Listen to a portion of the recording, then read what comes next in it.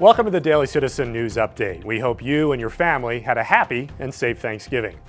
We'll get to our top stories in a minute, but first, a quick heads up to stick around until the end of the broadcast for some uplifting good news. We'll be including those stories in our updates to the end of 2020, and we hope you enjoy them. The top stories trending on the Daily Citizen this week involve media bias, President Trump's latest efforts to secure an election win, and victories for religious freedom involving COVID restrictions. On Wednesday, President Trump released a 45-minute video outlining his campaign's case for why the election results as they currently stand should be overturned.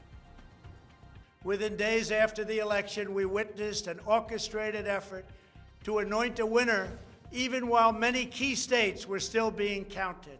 The constitutional process must be allowed to continue. We are going to defend the honesty of the vote by ensuring that every legal ballot is counted. We'll keep you updated on the latest developments involving the election as we draw closer to the official certification date of December 14th. This week, Project Veritas, headed by James O'Keefe, released stunning audio of secretly recorded editorial meetings from CNN. The cable news organization's CEO, Jeff Zucker, along with producers and reporters, are heard discussing their plans to actively counter messaging from President Trump and Senator Lindsey Graham. Frankly, if we've made any mistake, it's that our banners have been too polite, and we need to go well after Lindsey Graham. There is a lot of news out there, and Lindsey Graham really deserves it. Is CNN biased? We'll leave that to you to decide. On the religious freedom front this week, several key victories occur thanks to intervention by the Supreme Court in New Jersey, New York, and California. COVID restrictions have, of course, resulted in legal challenges across the country, but what happens when government officials who impose them fail to follow their own rules?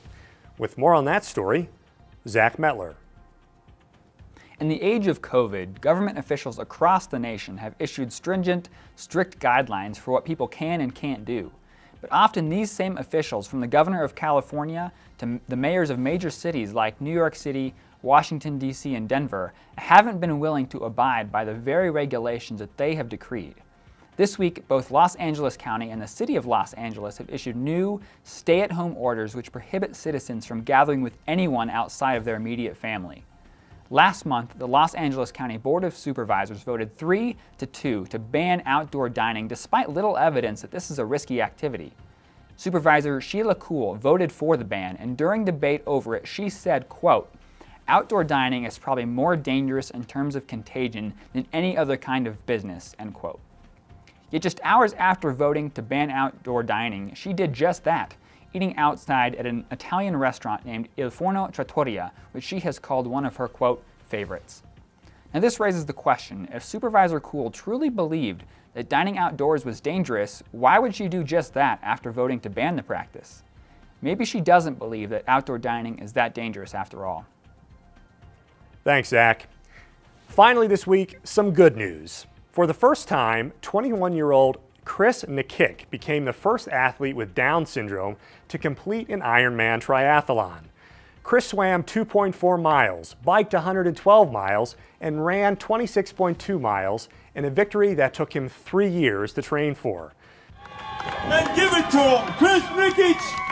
You are an Ironman! Despite the challenges and setbacks Chris has faced, including open heart surgery and being unable to walk or eat solid foods until age 4, he persevered, kept training, and never gave up.